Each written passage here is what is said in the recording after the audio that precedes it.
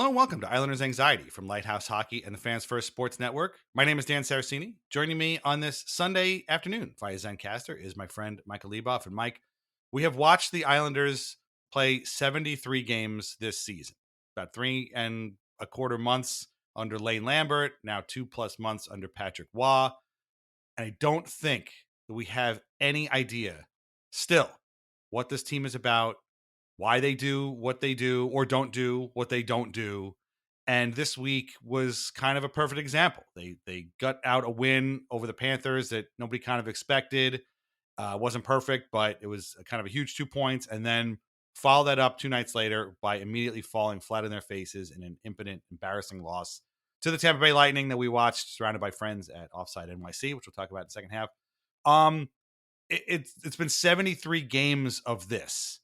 And I don't know how much more I can take. Fortunately, there's only 9 games left in the regular season. Where are you at this point after watching this team do it again? By do it again, I mean completely, get our hopes up and then pull the rug out from under us. Yeah, I kind of just wish they didn't play any of the first 73 games and they just said we're going to start our season against the Flyers on Monday.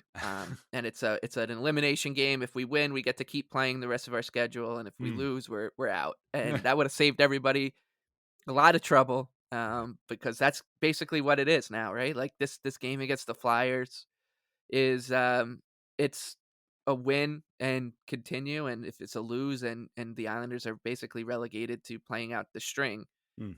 And like you said, I knew not to get my hopes up after the Panthers game, and it still took a lot of self-control, and Right. I was excited that they won, and that basically my excitement stemmed from the fact that, okay, like, I can now spend my Friday convinced that the Islanders at least still have another meaningful game left, and it was gonna be the game that we watched at Offside for our first ever live event, surrounded by people, surrounded by friends and listeners, and it was a great time, and I was just really thrilled that that game at least had some meaning to it. Hmm.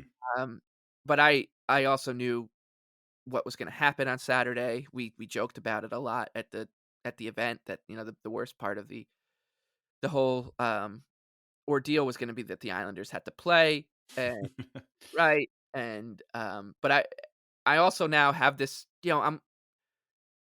it's this weird stage of the 5 stages of a season either ending or continuing, because I think a lot of Islander fans, have had separate or different times this season, a lot of Islander fans have had, sent a text message or had the conversation with a fellow Islander fan friend or a loved one where they were like, "I'm done. I'm tapping out." Yeah. And you could have done it whether, after they lost to the Sharks, when they were just blowing third period leads throughout the entire winter, when they lost to the Canadians in that game where Patrick Waugh returned, as head coach of the New York Islanders, and then tried he was subsequently tried someone tried to hire him. The media tried to hire him for the Canadians job, which is not vacant. That have given up on the season then. You had every right to do it there. You had every right to do it after the outdoor game. You had every right to do it after the 6-game losing streak that came after a 6-game winning streak. You had every Hmm. right to do it after that Devils game, that which followed up a similar good effort, um, against the Jets the day before. You had every right to do it. But now we're at this um, kind of like hard deadline, right? This is a hard deadline coming up. Right. It's not a soft deadline where you everyone could kind of, make their reasons for giving up and tapping out, and they're all legitimate. This is the one where if you're still on the ship, if you're watching the 4 string quartet on the deck of the Titanic play, you're like kind of thinking about getting on the lifeboat or going down with the ship. Like at this point, it's shit or get off the pot. There's no real subjectivity, surrounding this Flyers game, and that is a huge relief, right? Yeah. It's such a relief knowing that whether the Islanders win or lose this game, when the game ends, and I will be, I'll be crushed if they lose, of course, but like at the same time, I'm relieved that I'll know that Hmm. the season's over, or I'll know that, or I'll know that they still have a chance, and it's this weird crossroads once again. And as you said, we just don't know anything about this team. So today I woke up feeling pretty dreadful about the game. I had a pretty bad feeling that they'll lose to the Flyers. Maybe that's because, they had just lost to the Lightning, and that they had the same kind of, response in that Mm. game that we've seen so many times where they score an early goal, and rather than, building on it, they go right ahead and give up one goal Yep. and then another goal in quick succession, even though they've sworn off that I 100 was gonna times. say response in quotation marks, like Yes, this is yeah, their yeah. response This to is their response. Yeah, right. this is the Islanders' response, and then, they play a good second period. You think, "Okay, they're gonna build off that," Mm, and instead, they give up a goal 30 seconds in, whether it's controversial or not, I don't care, it doesn't mm, matter because they didn't score another goal after the first minute after their first shot. They scored in the first shot, right. and they didn't that moment galvanizes teams or should galvanize teams that are going somewhere. I guess I have no idea what team's going to show up against Philadelphia, so Yeah. I'm not even trying to like project anything on the game. I'm just gonna take it, as basically a do or die game, and spend my day thinking about that rather than trying to figure out, oh, do I feel good or bad about this one? Um, because I have no idea, and this Yeah. team is running circles around all of us, and it it it's it was the theme of the night last night was that it was this really it almost felt like a wake a bit, Yeah. in a good way, like a good fun Irish wake, at the offside for the Islanders season. A lot of people with like these looks on their face, like after what we've been through and whatever. But Mm, um, it felt that way, and for good reason because this team has just put us all through such yeah. you know the emotional gamut that this team has put us through is cruel and unusual, and it either ends tomorrow or continues. Yeah. Um, God speed everybody. No, that's all well said. I mean, again, we were surrounded by people, and you and I are often on the same wavelength. That's how we've been able to do this for 8 years now. We're in a couple of group chats with people that are on the same wavelength as us. But to be in a room with other people and for all of us to have an understanding and a knowledge of what is about to occur was really a very kind of surreal experience because it was like we all knew the game started okay, I guess, for the Islanders. Kyle Palmieri gets that goal and the place gets really excited. The place erupts. Everybody's like, okay, maybe Vasilevsky has an off night. Maybe they can do this. And then as soon as Nikita Kucherov missed two basically open nets, everybody kind of looked at each other and was like, well, now he's just going to be mad. And we know what's going to happen next. And Yep. sure enough, power play goal, 30 seconds later, another goal, and it ended up 4-1. We're going to talk about that game again in a minute. We're going to, again, talk about the live event in the second half. Before we dive into all this, reminder that we are on Patreon, patreon.com/Islanders Anxiety. Plans start as low as $2 a month. You get ad-free episodes, bonus content, and a whole lot more. This is going to be it for us this week, but it's a packed week for the Islanders, but we got plenty of stuff coming up and even into the offseason. So don't hesitate, patreon.com/Islanders Anxiety. I don't want to talk. We'll get to the Tampa Bay game in a bit because, again, we were kind of live, basically. But I don't want to forget about the 3-2 win over the Panthers on Thursday, which was, in and of itself, a very uplifting win and one that I think got a lot of people back on board. It was a gutsy win, and I don't believe I have used that phrase since the game in Ottawa when they lost two defensemen and everybody else ended up playing 30 minutes or whatever. That game may have also killed Scott Mayfield, which we talked about last week. And this was a game where they may or may not have been the better team. They certainly weren't in the first period because it was pretty much all Panthers. And again, a signature move of the Islanders. Ryan Pulock goal gets called back, and almost immediately later, the Panthers score Vladimir Tarasenko, and you're like, oh great, here we go. But then Pulock actually scored right from the slot on a nice wrist shot. Uh, Barkov scores in front in the second period, but then Barzell gets a tip of his own from Dobson to tie it. And then Pajot comes alive. A puck is loose and he kind of just swings it wide, but it goes in, and that was enough. They hung on. They were under siege for most of the third period, but Semyon Varlamov was great. He was great in the Tampa game too. Although that loss was definitely not on him. They had a 4-minute double minor power play with about 5 minutes to go. Didn't do a damn thing with it, but they didn't need to because they just needed to sort of run out the clock, and they kind of did. And it was a gutsy performance. I'm not sure of another way to really describe it, but it was also a clown show half the time, and just goes to show you that this team can get wins and fight through wins like they used to, but they don't have the same structure. They don't have the same will. They don't have the same, kind of like, we got to get this, we got to do this attitude. And they are just so prone to the same mistakes over and over and over again that this has to be one of the most mentally weak teams I've ever seen. Something doesn't go their way, and the puck is immediately in their net. Power play goes wrong, or goal gets called back, or whatever, and they're just like flummoxed. And then the other team is like, all right, I guess we'll just take this, and then they just score a goal, and this happened in this game. But that being said, if you were back on board after this game, I would not have said you were crazy, because it was also a night where the scoreboard broke for them in a good way too. So what did you think of the Panthers game? What did you see? Because again, I didn't think they were particularly good, but sometimes you got to gut out a win, and they did that night. So kudos to them. But these have happened way too few and far between this season to really make this one count. This one's a little bit too late too. Yeah, it felt like one of the only wins. I guess gutsy is a good word for it.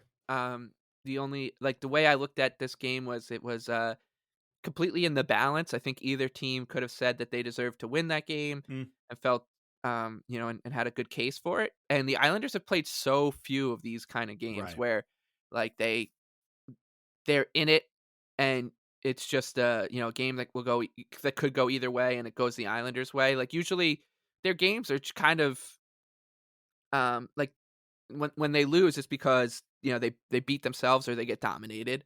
And when they win, it's especially if recently, it's because they've been just generally the better team.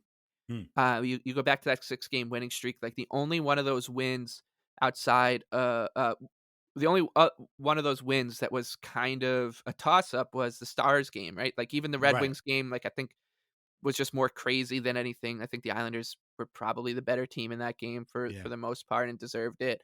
They dominated the Bruins. They had to come back against the Blues, but they were clearly like the Right. better team. And then the Sharks and the Ducks, obviously they were the better team. And then you kind of go back to their wins before that. Um, they had that overtime win against the Penguins, which Yeah. they were the better team but kept shooting themselves in the foot. They were better Then against Vegas too, and lost in overtime. right, What was yeah. funny about the Stars game was, flip flop. Yeah. Right, yeah, and so there just haven't been that many wins. Like, you'd have to go maybe like 7 or 8, and that's just weird because usually hockey, most of the games on your schedule are like that. Like, Right. you play 82 games, and like 55 to 60 of them are games that play out pretty similarly to what the Panthers game played out with, Right. which is two teams just fighting for the win, and one ends up getting it, the other one does it, and the Islanders have just not played that many games like that. And Mm, so yeah, it was a gutsy win. I thought that Simeon Varlamov was really good. He was probably the Islanders' best player in the entire road trip. So mm, it looks like definitely. that it's the right decision. And one thing I don't understand, and this is not just Patrick Waugh and Lane Lambert, but the Islanders. I feel like the Islanders have treated Varlamov like an NHL backup, which he shouldn't be treated like. Like, he's not. Right. He's not Scott Wedgwood, right? He's Simeon Varlamov. So people are like, "Oh my god, it's such a big deal that he's going with Varley here in these 2 games." Like, no, it's not. Like, Varley's like one of the better goalies in the entire league. He's Yeah. probably, if you listed out the 30 or the 64 goalies in the NHL, like, Varley's probably on everybody's list as like a top 20 goalie, Right. and he's on a bunch of people in between 10 and 20. So it's not like a big controversy. It's just that the Islanders have 2 really good goalies, and one's playing better than the other one right now, and so why not go with him? But yeah, he was really good in that game. I thought that the like Barzell line was going pretty well. And I when Patrick Waugh then did, like, the next day they had that morning skate, and the lines were in a blender again. Yeah, we're I gonna talk didn't all about these lines in a second, Yeah, but I yeah, go didn't really ahead. understand I didn't understand both the coaching decision, but I also didn't understand, like, the outrage, because I know the Islanders won against Florida, but like I said, it wasn't like they just went out there and dominated. Mm, And I think that Waugh is kind of, I mean, the Islanders are, it's clear as day that they are, missing kind of like the like a strong middle part of their forward group right now, Mm. because a couple players have disappointed that should be like, their sixth, seventh, and eighth best forwards this season have struggled, and that has kind of caused like a hole. Mhm. And I think Waz trying to figure out the best way to patch that up, and sometimes it's going to work, and sometimes it's not. But I didn't feel like aggrieved that he went with those lines, or that he continued to tinker. Then, when you looked at the lines, of course they were a little strange. But Right. the Panthers game to me was just like, after the big thing that I took away from it was that they also saw that game out. And I know it wasn't alone because I got a few messages on Twitter and text messages. The Islanders had Pierre Engvall out there at the end of the game because they had iced the puck a couple times, and they just couldn't like get a change. And he got the puck on his stick, I think after a save from Varlamov, and he had it on his backhand. And I think he did the right thing, like he got it up in the air, but Mm. but it was still too soft. Like that's Engvall in a nutshell, right there. Like he did the right thing, but he still did it too soft. He Right. floated one up the middle. Brandon Montour like leapt out of his skates to catch it and put it down. I remember And that I play, got yeah. a text message from our friend Rishi. Like he said, I just laughed when I Yeah. saw that because I knew that puck was going to end up in the back of the net. And it was such a fitting way for the Islanders to basically have their season end. And I had the same exact reaction. Just one of those evil kind of, oh my God, uh, this is just too on the nose laughs. Right. And they ended up seeing it out. And then the team played that song by Zach Bryan after the game. And I can't remember. I think it was Stefan Rosler tweeted it out. Like revivals blasting Mm. in the Islanders locker room after the game. And everyone's like, why are Right. they doing this? Because the last time that happened, the Yeah. Islanders lost 6 games in a row. And this is what this and it's I know it's such a little stupid thing to fret over, Mm. but this is a team that continues to not learn its lessons Yeah. and like tempt the hockey gods. And there's one team in the NHL right now that has no business doing that, and it's the New York Islanders. And they went ahead and they did it.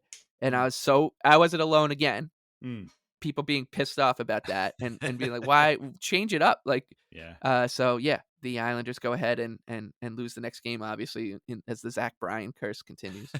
It is a small thing, but it does make you wonder because again, this is a team that outside of that 6-game winning streak, which now seems like a real outlier, they just don't they seem to really get full they I don't know, I don't even know how to describe it without being insulting to them. Like we talked about playing like assholes, we've talked about, a season of rock bottoms and just like, all these catchphrases this year, but there is something to the fact that every time these guys taste a little bit of success, they just fall flat on their faces for the most part, outside of that one streak, which is really something. And I don't know if Zach Bryan is a cause of that or whatnot. I'm not a country music fan, so I'm going to keep my opinions about his music to myself. But it does feel that way. Real quick before we move on to that Lightning game, Varlamov. It is funny because I'm thinking around of other players in the league and other goalies, I should say, and I would say that him and Jeremy Swayman are probably the only two goalies in the league who other teams would trade for to be a starter. Like maybe who was the other guy in Florida? Not Alex Lyon, but the other guy. But Stolars? oh no, but there was another guy there. I think I must be thinking of somebody else. But it is Stolars now, obviously, but who the Islanders beat in that game. But no, but I mean, like that in and of itself is just all you need to know about how good Varlamov is. And I'm like looking at the franchise goalie numbers right now. He's 9th in wins all time for the Islanders. And amongst goalies who have played at least 100 games, he is second all time in save percentage, with at least Sorokin being the only guy ahead of him. Sorokin, 188 games, 919 save percentage. Varlamov, 158 games, 916 save percentage. And then Sorokin's played Grice. more games than Varlamov? Yeah, That's crazy. that is crazy. His win loss is Varlamov's win loss record is only 68, 59, and 18. But I think it's a lot of games like, frankly, like Saturday's game against the Lightning Right. that have hurt him, where he was fine. In fact, he was very good. And they asked Patrick why afterwards, and he was like, "Well, Varley should feel good about his game. I would if I was the goalie, I would feel good about my game too. It wasn't on him." And I think he's right. But yeah, so Sorokin and Varlamov are number 1 and 2 on the save percentage list, and then Grice and Halak, I mean, they're well ahead of Halak for sure. And then Chico Resch, by the way, I just want to point out 282 games played, 911 save percentage. In the 70s, that's absurd. Like, they just didn't have 911 save percentages in the 1970s. But yeah, Varlamov should definitely not be treated like, the backup goalie they just found off the street. Like, this is a guy who's really, really good. And if anything, one of the issues of this season, once it's all said and done, might be like they probably should have given him more starts. I don't think a single person was upset that he played both games here. I mean, he's been better than Sorokin for a while now, and I don't think Well, I even said that Sorokin is the starter. Nobody's worried about him. I don't even think you and I are worried about him. But when the other guy's better, he's better, and you just got to go with that. But so they win that game again. Varlamov was great. He especially was great in the third period against the Panthers there. By the way, another quick thing, you were talking about that Engvall play. I remember a play where they were getting hemmed in their own zone, and finally the puck gets to Pajot, and he's, I guess, trying to ice it or just get it out of the zone. And he sends it towards the blue line, and some Panthers right there, and he just grabs it, and it just starts a whole other cycle again. And we're like, this is it. This is playing like assholes. Like, this is just what we're talking about. But then they won the game. And so Saturday, hopes were high. They're across the state in Tampa. The lines are weird. I want to talk about them again, but I don't want to forget about this. If anybody out there is still confused or not 100% sure on what we mean when we say playing like assholes, watch the first period of Saturday night's game against Tampa. That was March 30th, 2024, first period against the Tampa Bay Lightning. That right there is the textbook example of playing like assholes. You get a gift goal from Kyle Palmieri, bounced off of somebody, maybe a defender, who knows, he was on the wall, and Nelson was in front, somebody else was in front, bounced in, who cares?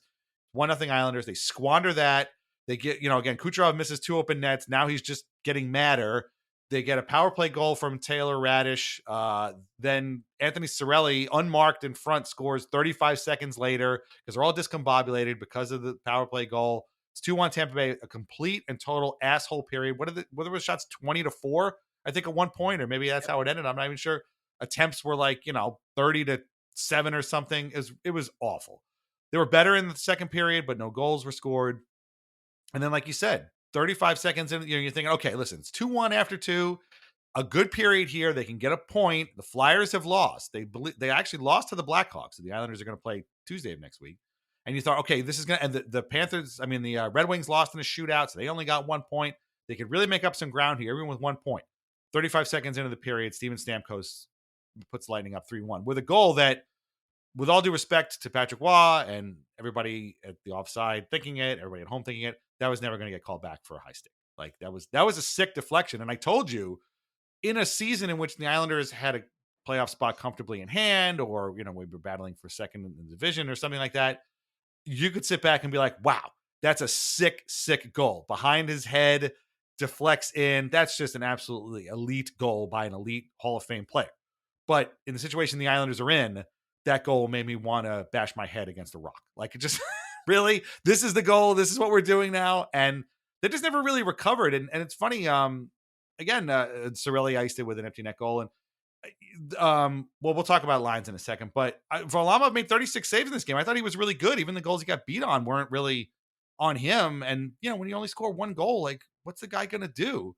And it's funny because I went on Natural Stat Trick this morning and I looked, and the underlying numbers for both teams were actually fairly close.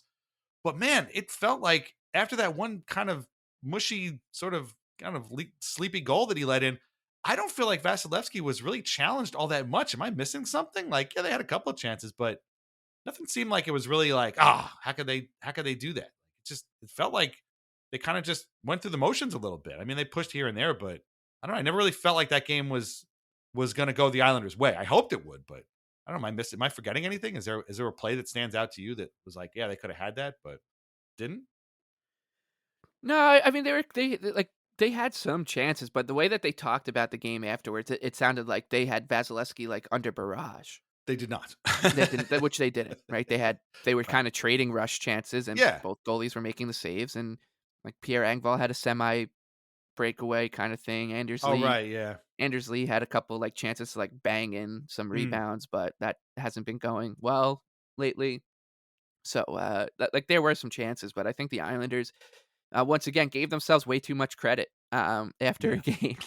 It was the post game remarks from Lee, especially. Were like, I was like, I really don't understand. I would love to ask him what the team's record is because I think he and I would have very different answers. Where Right. I would say, oh, the team's record is what it says on the NHL.com uh, Mm. Yeah. page, which is that the Islanders have actually they've clinched a quote unquote losing season.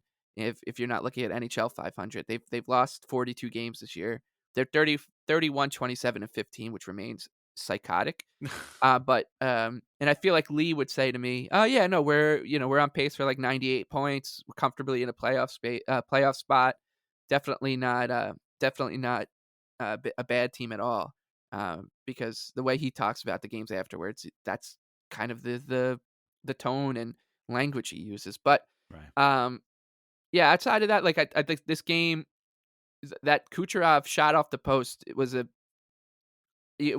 I really was so thankful for being at the offside yesterday for a ton of different reasons.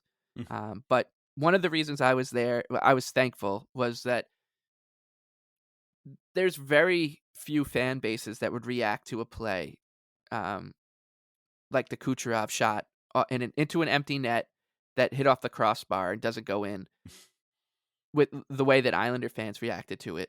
We joked that if the Lightning were playing the Rangers in that situation, that puck hits the crossbar, lands on Panarin's stick, he hits like Kreider for a breakout pass, and the Right. Rangers end up scoring and going up 1-0 in a first period that they've been outshot like 12-2.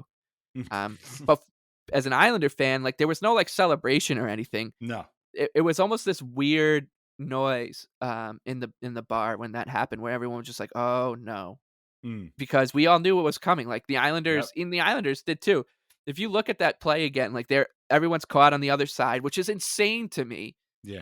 that there's Nikita Kucherov in his office, the guy who's leading the NHL in points, and he's still that wide open, like, on a penalty kill that has ranked 32nd in the league. You'd think that they'd go into this game and be like, "Guys, look, it's gonna be tough if we give these guys a ton of power plays, but when we're killing a penalty, there's this guy Nikita Kucherov. You might remember him from the 100 times we played against him in big games before. Right. But let's just make sure we don't let him beat us like the easy way, which is just us letting him have the entire half wall to himself, so he can pick a Right. pass or a shot. And after the goal gets scored, you're like, how on earth did they let that go in? So Mm. they do let that happen, of course, because they are the worst penalty killing team in the NHL and one of the worst in modern history. But it hits off the crossbar, and you'd think that the bar would be like, "All right, yes, like thank God, like gotta make sure that we come together and the team recognizes they just caught a huge break and pushes back." But no, they were like, "Oh man, that Mm. was awfully close," and we all know how this is going to end, and it's going to end with Darren Radish of all people scoring a power play goal against. And Well, I of called him course, if Taylor if before. if we give up one goal, we have to give up another one. Yeah. It would be crazy for us to think that we can just give up one singular solitary goal and Mm. not be under siege. So the Islanders don't.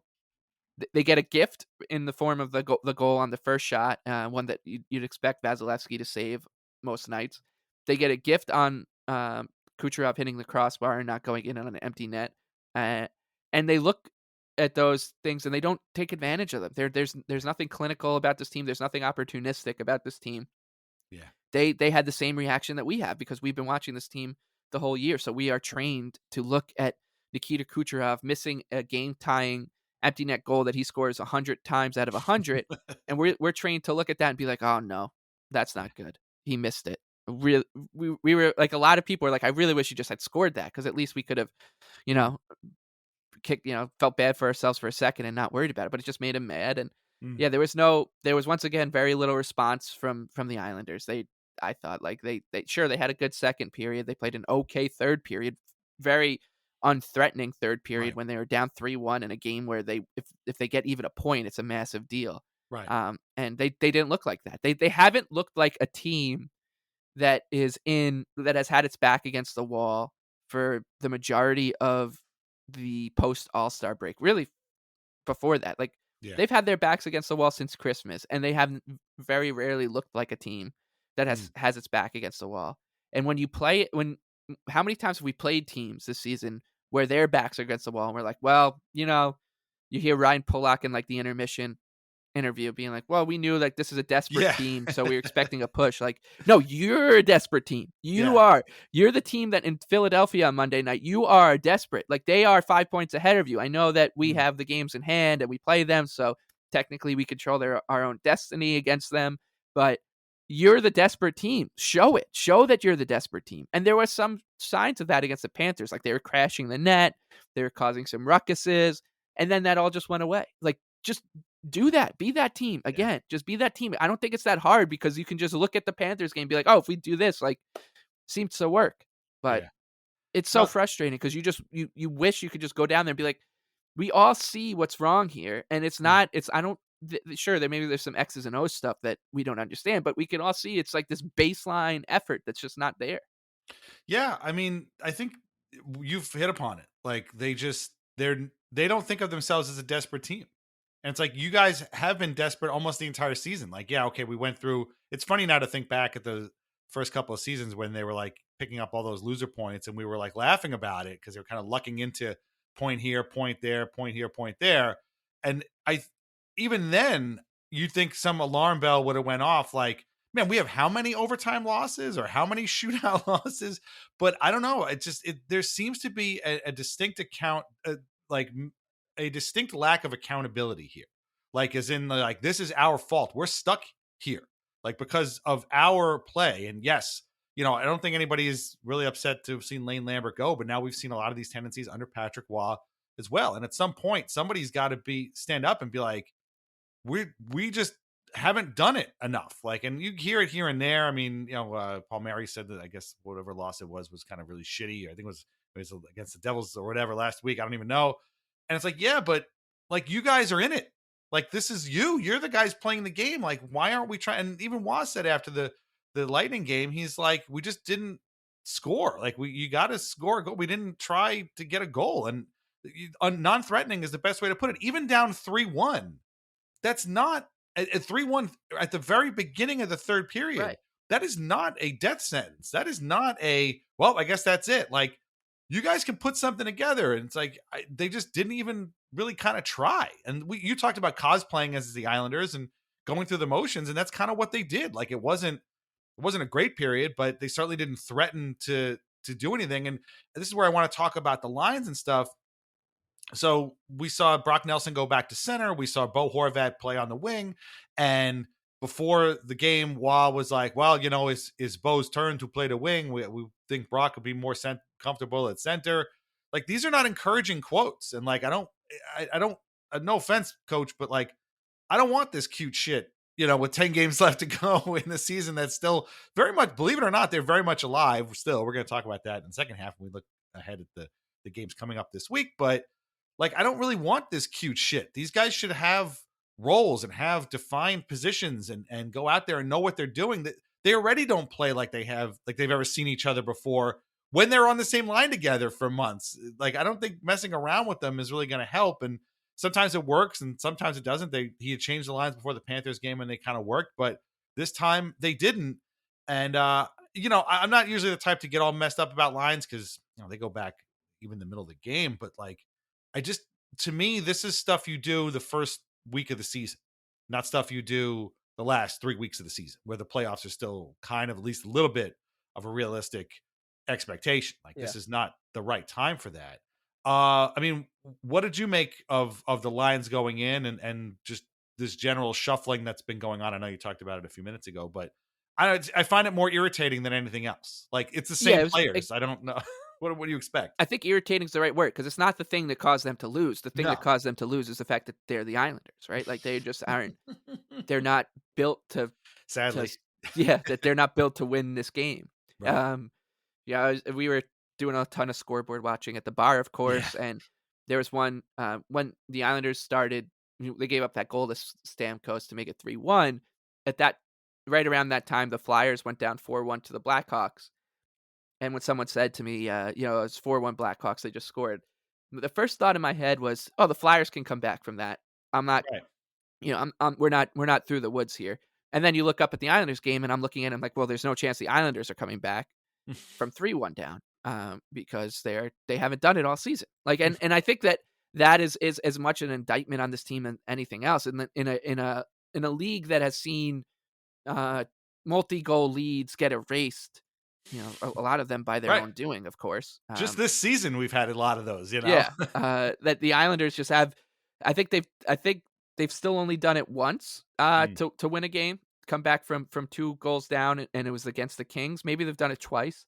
I can't remember if it's once or twice, but regardless, it's not a lot, and it's like they think that they are. We talked about them cosplaying as the 2021 Islanders a lot. I thought last night was certainly one of those games, but they also cosplay as like a team playing the 2001 New Jersey Devils, where it's like, oh man, the Devils got 2, Brodor's on his game. That's it. You're done. We're gonna try our best, but we're done. We're done here. Like, no, you're not. Go do it. And the confusing thing about the lines and the way that the bench was handled, I think the whole game was for Waz's first couple games, he really leaned into double shifting Yes. Barzell and Horvat and Nelson and Palmieri and whoever Right.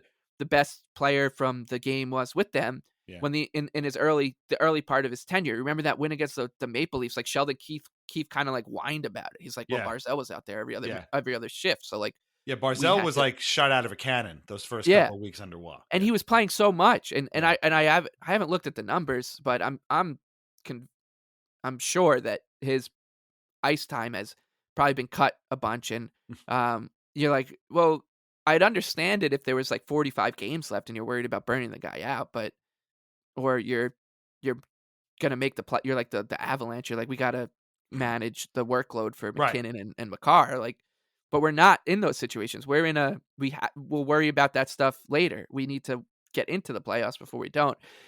So I'm hoping that he kind of goes back to that style because it works. It's the only way that this team is going to be able to come back in from multi-goal deficits is by leaning in, like using those guys and Mm. running them into the ground. And it's they're not doing it right now. It's a little confusing, but Mm. because there were some shifts last night where the Islanders would have the puck. The Lightning were totally okay with the Islanders kind of cycling, and you could almost see like the Islanders feeling their oats, like, wow, we've had the Mm. puck for like 45 seconds here, and we're like, you guys haven't thrown a puck to the net yet. And then it would pop out to Dobson, he'd get a shot block, or he'd Right. fumble it Yeah. at the blue line, or Pulak would get it, and he'd try to Fan like on toe it. drag around Yeah. someone. Like, well, who do these guys think they are? Like, Yeah. that's it's so weird that Mm. they are. It's as we keep saying, like cosplaying as this team that deserves more respect than they have. So yeah, Mm.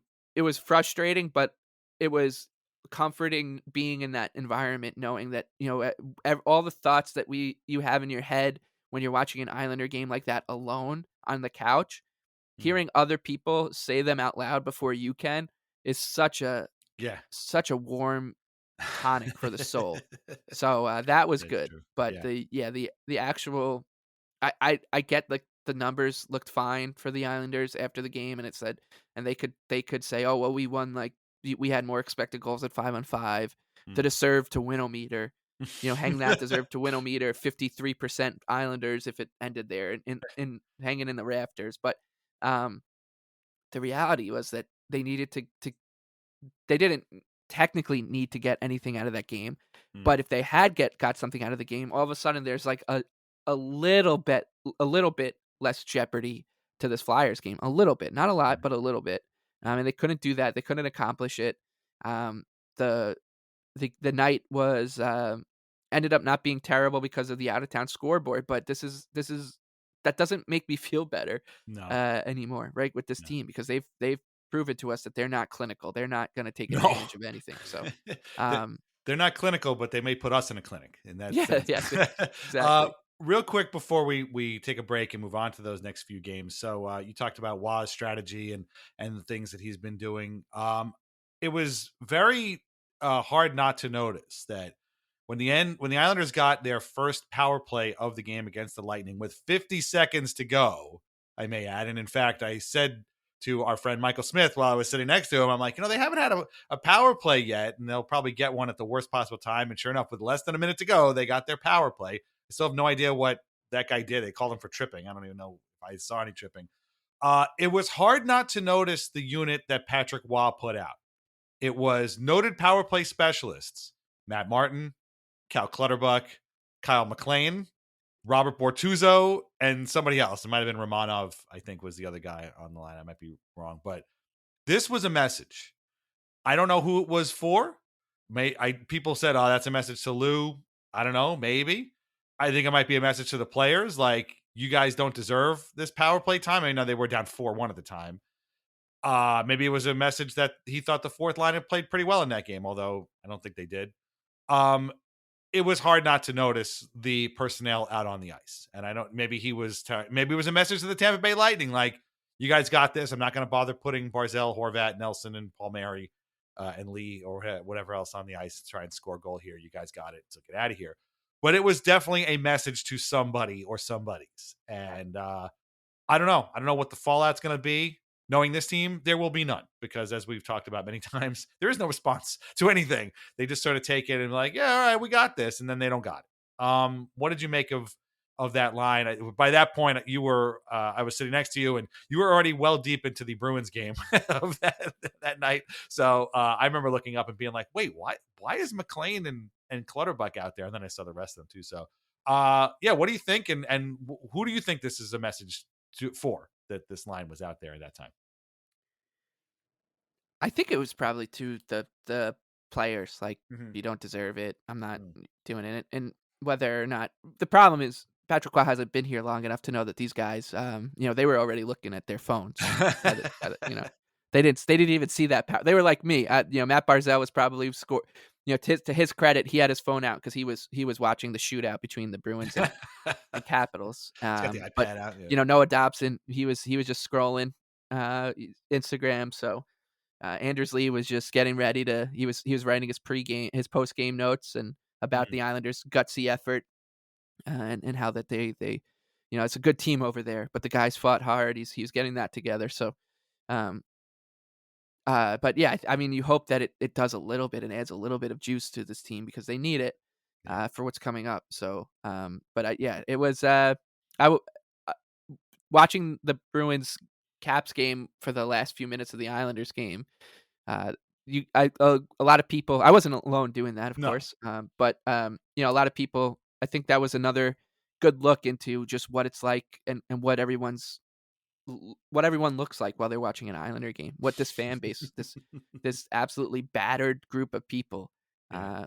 looks like watching a game. Like, oh no, this team is now. I got to watch the Bruins take a double minor in overtime. They kill it off and win in a shootout. So thank you to the Boston Bruins for doing that. You want to talk Again, about you want to talk real about gutsy, team, a real team right? doing team Right. things, right? Yeah. How about that? Like it's I'm happy you actually said that because when that happened, I'm so programmed for Islanders Right. that what did I do? I turned it off. I'm not watching this. Yeah. Right. And because the Islanders would look at that and be like, well, Right. better luck next time. Them's the breaks. But whereas the Bruins are like, oh, this is cool, man. Like if this would be pretty sweet if we were able to win this game. Mm. And when the other team had a 4-minute 4-on-3 in overtime. There was 4 minutes and 3 seconds left in overtime when they got that call too. So it was essentially the entire overtime. The Capitals had a 4-on-3, and the Bruins were able to kill it off while the Islanders were feeling proud of themselves for giving up an empty net goal against a Lightning team. That was just we were just as good as them tonight. No, you weren't. The Bruins. Please, Right. I hope Matt Barzal was showing everybody the Bruins game that he was watching on the phone. Be like, why aren't we doing this stuff? Exactly. One real quick thing. So while people were watching the Islanders, as I was, a lot of people were watching the Bruins, as you were. There was one TV at Offside NYC that was on the March Madness game that was going on at that time, and I'm pretty sure nobody was watching it, which made me feel a lot better because as far as I know, I'm the only person who doesn't care about the NCAA tournament and March Madness. So it was funny to see everybody really kind of focus on the hockey and not the basketball tournament. So that warmed my heart at least a tiny bit after watching yet another Islanders loss. Okay, we're going to take a break. We're going to come back. We're going to look at the packed week ahead for the Islanders and talk a little bit about our great night at the Offside NYC on Saturday. All right, so meet us on the other side. And now a word from our sponsors. First is vintageicehockey.com, where you can get t-shirts, hoodies, jerseys, mugs, and more featuring over 100 classic hockey logos. Vintage Ice Hockey also carries our Al Arbor and The Island merch, and our portion of the sales always go directly to the Center for Dementia Research. Use the code ANXIETY20 to save 20% off an order of 2 items. That is vintageicehockey.com.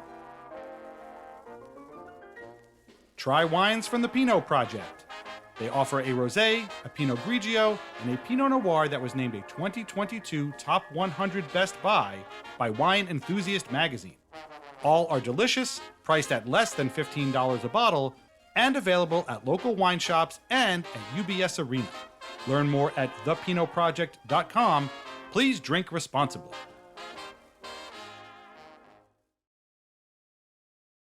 So as I said before, the Islanders do have a packed week. They are playing Monday, the day you're listening to this. They are in Philadelphia at 7 o'clock, take on the Flyers. More about them in a second.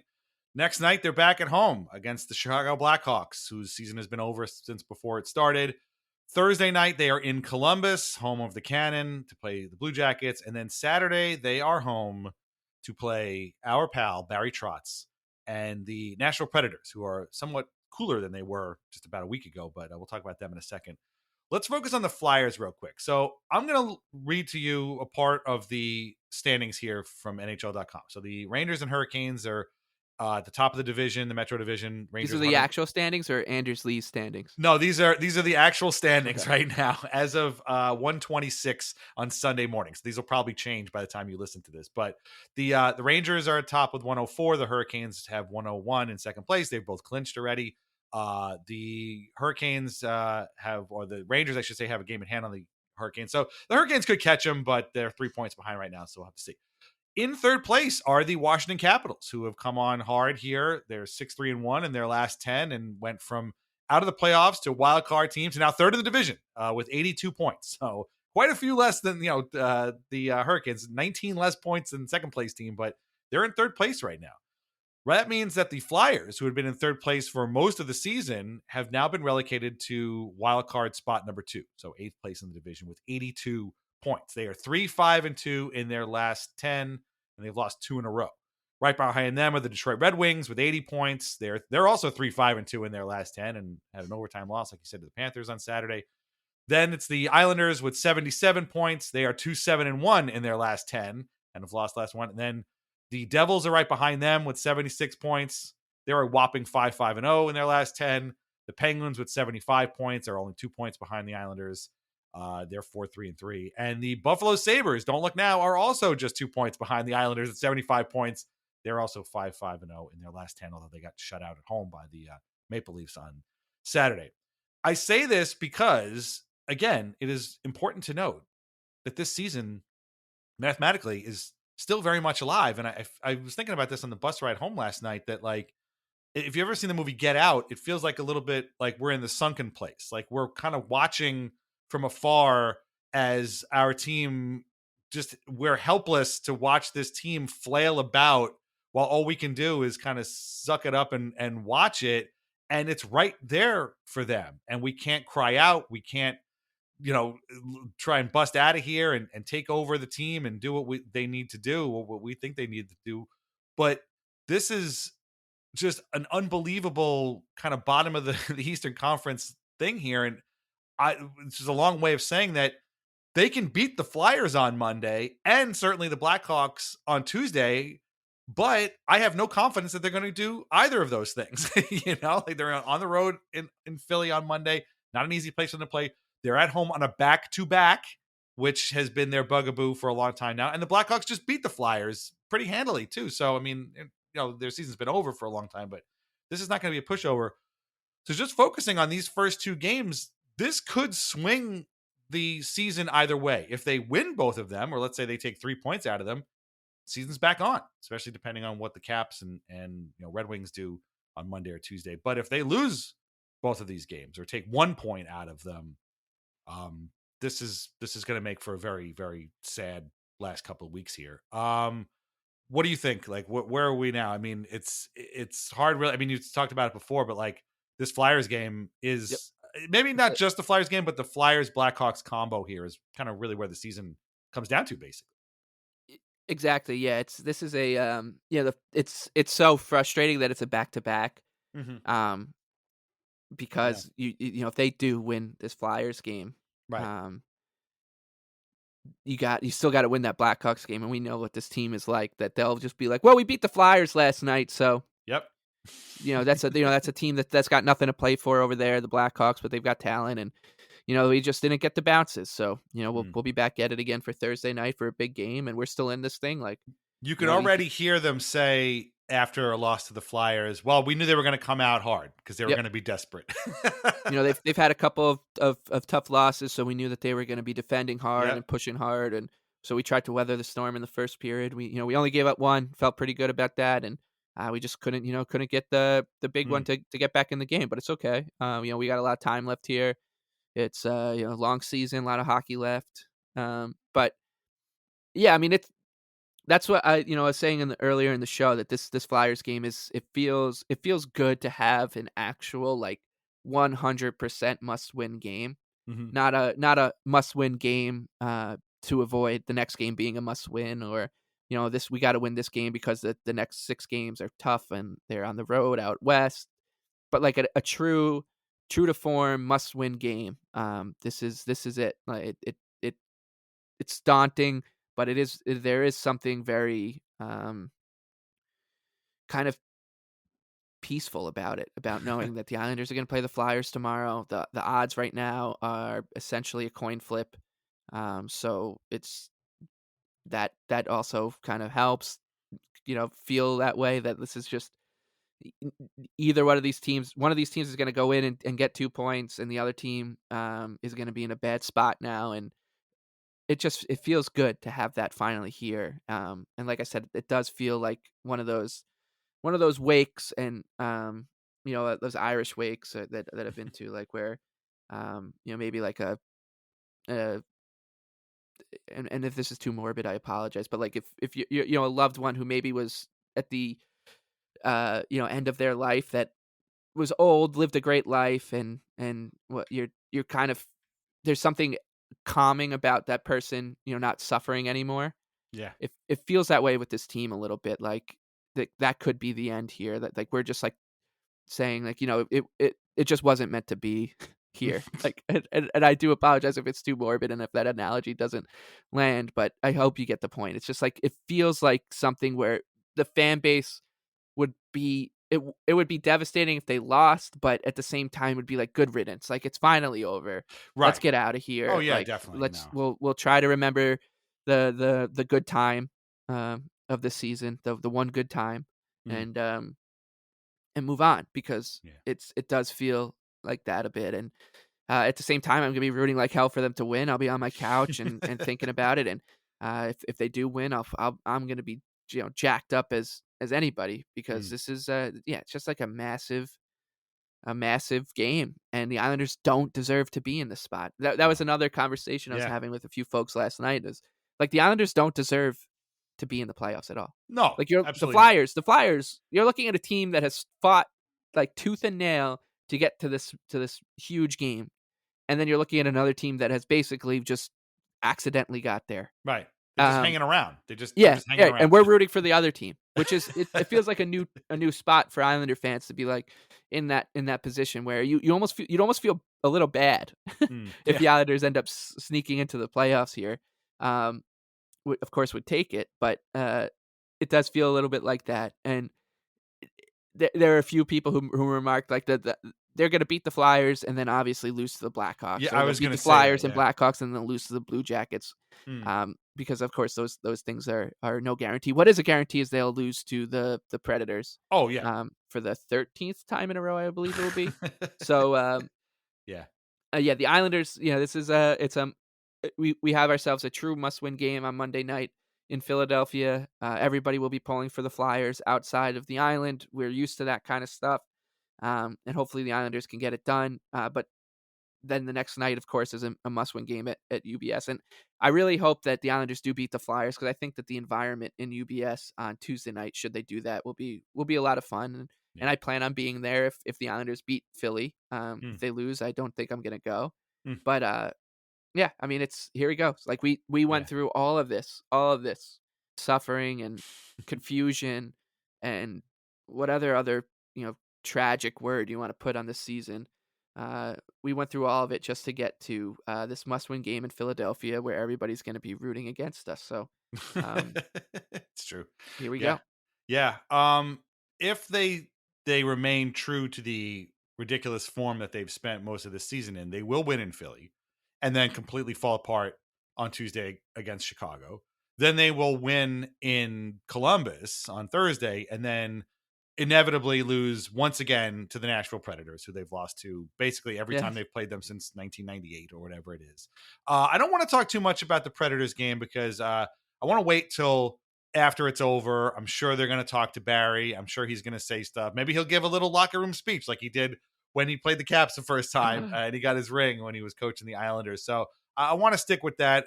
You and I are both in agreement. They never beat the Predators. If they do and they get a point out of it or whatever, then maybe things are different. But we're kind of expecting them to lose that game, so I would not be Yeah. surprised if they did. And like you said, the Flyers and it is a shame though that the Chicago game is on a back to back, because had it been Monday, Wednesday, Friday, and then like maybe play Nashville on Sunday, then you might have a little bit more hope. But as of right now, it's Yeah. not good. Oh yeah, that would be if they win against the Blackhawks, that would be their first Right. Yeah. game on a back to back, right? So there's Mhm. that. That's always good. And I actually I wanted to bring this up, but I'm glad you reminded me because I was cracking up all night thinking about what you said. The broadcast last night showed like the Islanders' upcoming schedule, and I was standing right next to you, and you're just like, "Oh, I see 4 losses in a row right Yeah. there," Right and on. it was great. 100%. Yeah. Yeah, they never Because beat the Predators. Then it's the Rangers. Then it's the Canadians, and then it's the Rangers in a matinee on ABC at the Garden. You're like, perfect. But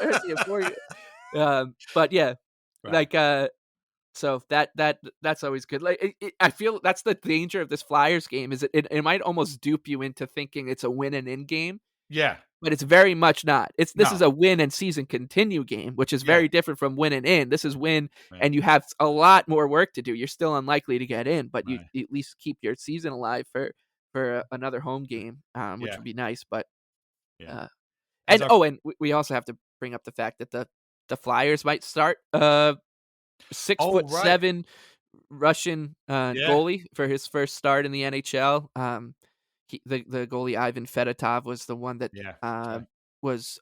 he was like sent to Siberia, literally sent to Siberia Some kind for of weird contract thing, and he yeah, eventually left his team, which allowed him to which was sign the with the Flyers, CSKA basically. team, which is technically part of the army. Yes, yeah. Yeah, so it was So, like he was right. kind of like kidnapped and put on a submarine in Siberia for a while. So like I said, everyone's going to be rooting for the Flyers. Mm. Already, but then this guy's gonna be in there, putting up a 62 save shutout against the Islanders. If he does So start, yeah, put a lot of money on the Flyers if he starts, because yes. they're definitely gonna win that. But I had completely forgotten about that. I don't know. We'll see if he starts there. I mean, he literally signed on Thursday or Friday, so we'll see what happens. But that would be interesting, especially if Sorokin starts on the other end for the Islanders. But yeah, it's definitely not a win and in. But as our friend Bud Lightlyman says, this entire Islanders season has been win for it's a series of like one game playoffs. So you win just for the right to have to play the next game and try and win that one. Like that's basically how this whole season has gone. Real quick before we move on from these other games, and again with Columbus, there's not a whole lot to say. They're in the basement of the conference right now. They have a conference worst -59 goal differential, but they have managed to put together 24 wins this season. So I mean, things can happen. You never know. And speaking of goal differentials, here's some fun. So the Caps again are in third place in the division with a -31 goal differential for each. Do you believe that? The Flyers, who the Islanders are going to play on Monday, have a -16 goal differential. And as I mentioned, the Blue Jackets have a -59. So between the Flyers, the Blue Jackets, and the Chicago Blackhawks, who have the second worst goal differential in the Western Conference at -95, the Islanders in their next 3 games are playing teams with a combined -170 goal differential. So let's see how many goals they score against these three teams, all combined to have given up more than 170 goals than they've scored. I'm going to guess it's going to be an embarrassing number that the Islanders are going to put up against these guys. But we'll see. How many of them are going to shut out the Islanders? I mean, they could lose 2 shutouts here. That's crazy. Well, yeah, and I was looking at this because it was something I left this page up and I forgot to bring it up. But I wanted to just read to you. Since the Islanders' 6-game winning streak, Hmm. I'm gonna just read to you the goals scored by the New York Islanders, Hmm. if you don't mind. No, please. It's gonna sound like Mike. This is an homage to Mike Francesa. 0, 0, 3, 2, 1, 3, 6, 0, 3, 1. So in their 10 games since the 6-game winning streak, and the Islanders' last 10 games, they've scored 1 or nil, a total of 5 times. They've scored 1, 0, or 2 goals, so less than 2 goals, 6 times. So they are more likely to score 2 or less goals than 3 goals right now. And they've scored more than 3 goals in their last 10 games. They've scored more than 3 goals once. So that they should probably try to score more goals. Yeah, I think that would be a good idea. Might be helpful. But yeah, it's pretty scary stuff here, man. I feel like in most seasons, I'd be going through a much more of my playoff routine, a routine closer to my playoff routine than what I'll be going through tomorrow, which is just going to be I feel like almost like a prisoner who's going to his parole hearing, and the judge is either going to grant me parole, which is the season ending, or he's going to be like, nope, right back into solitary confinement, and here's and you only have one channel, and it's MSG Plus. Like it that's what it feels like. There's nothing. It doesn't. I don't feel like ramping up for a playoff game at all. I feel it's this very strange occurrence here. But I don't know. Maybe who knows? The season obviously still has at least one more twist in it. So we'll see. Hopefully it's a good one. And against all my better judgment, I'm gonna hope that it is. Here's the one thing we know: it's almost over. So we'll have to. Yeah. Well, don't tell Anders Lee that. he's convinced that we're heading towards the Christmas break. Yeah. After game 82, we'll be like, yeah, we'll get him next time. No, you won't, Cap. Sorry. Okay. Final thing. Well, not final thing, but we finally need to talk about our wonderful Saturday at Offside NYC, hanging in with some great fans and having our first ever live recording. It was fantastic. It was great. We actually did record it. I was listening to it today. Not the best recording quality we've ever had, but I was focused on making sure that we had something. So fortunately, I have a few weeks to make sure it sounds as good as it possibly can before it ends up being the season finale of Weird Islanders, the podcast this season. And thanks again to everybody for coming out. We had a great crowd. If you took pictures, we already seen a few, but if you took any more pictures or video, please send them our way. Tag us on Twitter or whatever. Let us know, and we can post them later on. It was great. I was afraid. I had no idea who was going to be there. Like I said, I only heard about who wasn't coming, and I didn't know who was coming.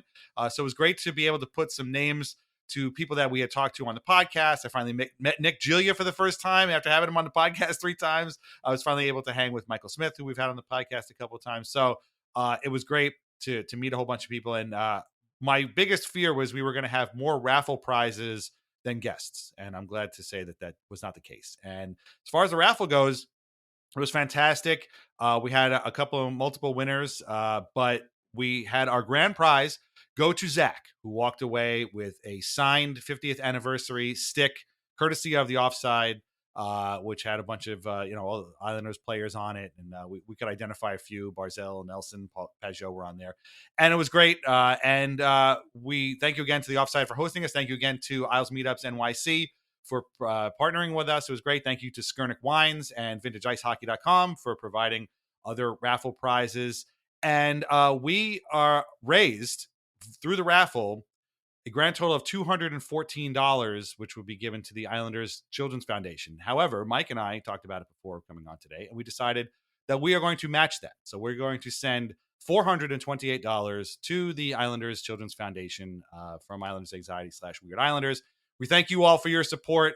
We thank you for coming out. If you couldn't make it this time, we heard from a few people. Traffic. I didn't realize it was Easter weekend, so that's on me. I also didn't realize that the Mets were playing that day, and we had a few people come straight from Citi Field to the bar, which was fun as well. We appreciate your dedication in that case. So hopefully this is the first of a few. We could do another one next year and get even more people and raise even more money for charity, maybe the Islanders Children's Foundation again.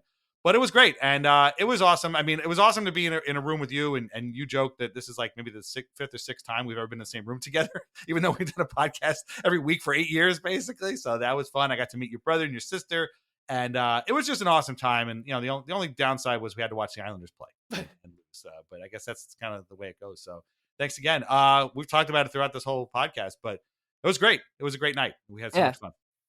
Yeah, it was just a pleasant evening, and one that just put a smile on my face, and it still has, and it's something I'll definitely remember. And it was great just to hear, people have the same neurotic thoughts about the Islanders in person, like because you and I are talking to each other every week, and we Right. hear some of it come back through like messages and text messages, but to have like a nuanced person to person conversation about it Hmm.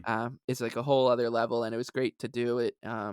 And there was some really funny moments that are made for the people that listen to this podcast that they'll really like when that episode comes out. Uh, and it was just a great time, and there was someone came up from Maryland, Yeah. from someone came in from Albany, so people were hearing that was kind of humbling, and really Definitely. nice to hear. Definitely stroke of the ego to hear people say that to you, that they traveled a couple hundred miles to Seriously. come to listen to us and meet us and whatever, and meet the other people who listen to it, because I think that was actually the best part, was watching people who listen to our show who don't know one another, who have same common interest being the Islanders, and then a sub level to that being the show. Them meet and watching them have conversations was kind of a treat, in a voyeuristic way, I guess, but it's still nonetheless it was pretty cool to see. And yeah, some great moments. But I think perhaps my favorite moment was there is some a couple came down from New York from Albany, and while one uh came to the show, the other was going to the Tenement Museum. Originally, that was the plan, Right. and uh, I wasn't the only one to make this joke in this circle of the conversation. We were like, "Oh man, like the Tenement Museum, that's so much lighter than having to come Seriously. to to listen to us talk about the Islanders and then watch the Islanders." Like, Yeah. she got off easy. Right. Yeah. So like that was quite, and that was kind of the ethos of the entire day, was just this.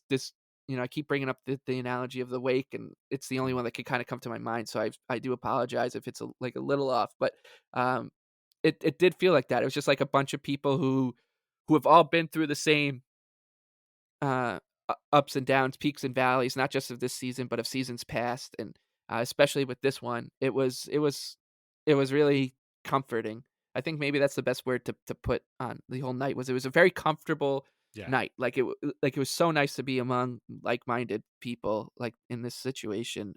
And the Mets thing was really funny because there were a couple people, like you said, who came from the Mets game, Yeah. and It's the crazy. look on the looks on those faces, like, oh yeah, I just went through that pain just to come here and and go through a little bit more. Yeah. So Right. Yeah. you're seen, you're heard. We all get it. Yeah. And looking forward to more of these live events, because it was like I said, very comforting, Mm. and fun, and the people who listen to the show, and Dan and I always use this phrase, and it's a little bit of a cliche, but you get it. Like, everyone gets Yeah. it. Like, everyone's on the same page here. We know where rooting for a sports team ranks in like the list of things that are real in life. We know how low on the list it should rank, and we know we make a much bigger deal out of the Islanders, and a Pierre Engvall backhanding a puck out of the zone into Brandon Montour's glove. Like, we know that in the grand scheme of things that were happening at that exact moment on the earth was like the Right. 1.8 millionth most important thing. And we know that, and we're still gonna act like it was number one, and we know that that's absurd and whatever, but, we are still a community that does like, that we're not you're not alone in doing that and reacting like that and letting it ruin your night if it went awry or letting it put you in a good mood because it didn't go awry. You're not alone. And, yeah, so being amongst people, who think the same way and go through the same emotions on 82 times a regular season, and then sometimes in April and May was really nice. So yeah, Yeah. uh, thank you to everyone for coming out sincerely. It was great. I think I got to chat with everyone, and it was such a joy. So yeah, looking forward to more.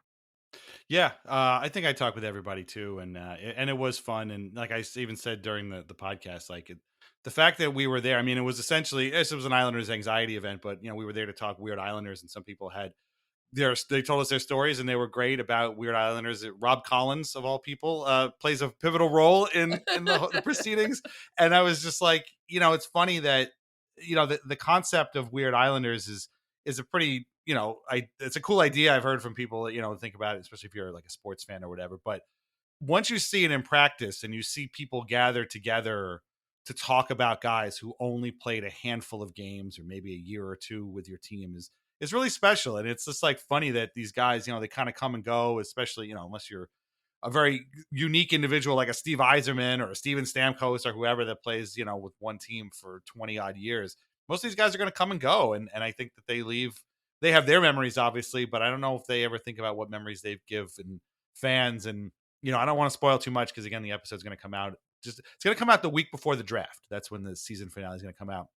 And I don't want to spoil too much, but again, these folks, they don't. I know most of the time they probably don't realize that they make an impression, and people out there want to talk about them, and we didn't forget about them. Like we're talking about them as nobody's under the impression that these guys were all kind of secret superstars or anything, but they made impressions on us, and we want to remember them and celebrate them for their small contributions to the Islanders. And, as I said too, like the Islanders aren't the only team that can get away with a weird player podcast, but they're certainly at the top of the list of teams that are good at that kind of thing. So again, thank you so much for everybody for coming out. Again, if you didn't make it, it's okay. We'll hopefully do it again. And thanks again to the great Nick Costa of Offside and to Thomas, the manager, for being so accommodating and helping us out. And we'll hopefully to make this like a regular thing. And I'll figure out how to record stuff so it sounds pretty good for the next time. But we were all kind of swimming in uncharted waters at that point. But we had a great time. And again, we know when the worst part is having to watch the game afterwards because you know what's going to happen. That's probably a pretty good sign. We all had a really good time and everybody had a lot of laughs. So there you go. And thank you again for the contributions, which are going to go this week to the Islanders Children's Foundation. Speaking of weird Islanders, I put out an episode on Friday just before the event with our friend Kevin Schultz from VintageIceHockey.com. It was just me and him talking. This was when Mike was in Mexico, and we took a little tour amongst some Islanders' former minor league affiliates from New Haven in the first year to Fort Worth, Texas for a long time in the 70s, to Indianapolis, to Lowell, Massachusetts, to Kentucky, to obviously Bridgeport at the end. We had a lot of fun, and there's some names there I don't think people are going to realize were playing on Islanders minor league teams that weren't part of the Islanders, but would have been pretty funny if they had, or pretty cool if they signed a couple of these guys. And if you've been pulling your hair out over the coaching this team has had over the last few years, there's a couple of coaches on there that probably would have helped the Islanders at some point. But it was fun. Like again, normally we spend a lot of time talking about. If you've been a fan of this team for 20 plus years, you've only ever known Bridgeport as their minor league affiliate city, but there have been a million affiliates that this team has had. Sometimes it was a split team with somebody else or just a short time team here. And some of those teams were damn good. I mean, Indianapolis won back-to-back titles. Denver/Utah won back-to-back titles. We talked about that. I know that's a favorite one of yours for Tommy Salo and Ziggy Palfy, those guys. So we had a great time. So check it out. And, like I said, check out VintageIceHockey.com as well. And finally, we cannot log off today without wishing the man who helped both of us formulate our hockey lives, the great Stan Fischler, who turns 92 years old today on March 31st. That is crazy. So get on Twitter or whatever. Wish Stan, the one and only hockey maven, a happy birthday. 92. 92. And he's still doing it. And let me tell you, you do not want to go up against Stan Fischler either in a battle of wits or a battle of strength, because he is a singular force at 92 years old. And as I said last night, he could probably still kick my ass. So happy birthday, Stan. Did you wish Stan a happy birthday today? You should. Yep, I sure did. And like you said, it's an amazing character in person, not just in our lives, but every hockey fan in this area's life. Stan Fischler is, and yeah, I'm looking forward to. I think there were rumors that he was going to be coming back to the side of the world if around the playoffs. So hopefully the Islanders, can pull it off and get in. And there's no, you think playoff Palmieri is special. Just wait till you see playoff Fischler. He's basically he's just him and Kip Miller. Those are the two best playoff performers you'll ever see in your life. That's right. And but yeah, here's to Stan. Like he's what an absolute mensch he is, and just they just will. There will never be another one quite like Stan, and it's really a shame that the sporting world has gone so far into the other direction of take these. Stan is obviously an absolute goofball, and we just you don't see that as much anymore in sports. Everything's so serious now. It's a very serious business if the Minnesota Twins beat the Oakland A's and why they beat them and stuff like that. But Stan kind of is obviously the pushback to that, and that's why he's so beloved here. And just an absolute New York icon. So happy birthday, Stan. Happy birthday, Stan. And part of me wishes that we could match up sort of prime, Stan versus some of the Leafs writers that are coming out of the Athletic and play, because he would eat those guys for lunch. I'm not even kidding. Like he would be going after the Leafs, and he would be going after the people who were writing about the Leafs. And would be absolutely, it would be thrilling and hilarious, and he would have our back. So 92 and many more, hopefully. Happy birthday, Stan. Okay, we're gonna close this one up, and we'll be back next Sunday to see how the Islanders fare after these 4 games. In the meantime, sign up at patreon.com/Islanders Anxiety for ad-free episodes and bonus content. Follow us on Twitter at Isles Anxiety Pod. Leave us a review on Apple Podcasts and at Spotify. Our theme song is Morning Haze by Family Dinner. Listen to more of their music at Bandcamp and at Spotify. Read Lighthouse Hockey every single day for your most up-to-date Islanders news and discussion. Islanders Anxiety Podcasts are part of the Fans First Sports Network. Learn more at fansfirstsports.com. Shop vintageicehockey.com. Try wines from the Pinot Project. I absolutely biffed that entire read at the live event last night, and I've been saying it for like a year now, and I still don't remember it, and I still had to read it, and I still messed it up. So I'll try and do my best to edit that out so I don't sound like a total fool. But Mike, where can everybody find you on Twitter? The Big League Basket with 2 E's. Follow Mike at the Big League Basket. Read and listen to his work at Action Network. Any final thoughts on this weird up and down road trip through Tampa, or this very pivotal 4-game week that we have coming up? Yeah, what I'll say is that I'm hoping that this 4-game week coming up, starting with the must-win game in Philadelphia, brings us all some peace and clarity in this section of our lives. But I know, and that is not what's going to happen. So no. Best of luck again this week, and we'll see you next week. That's all we can say. Well put. All right, we will talk to you again soon. All right, take care. Talk to you later. Bye-bye.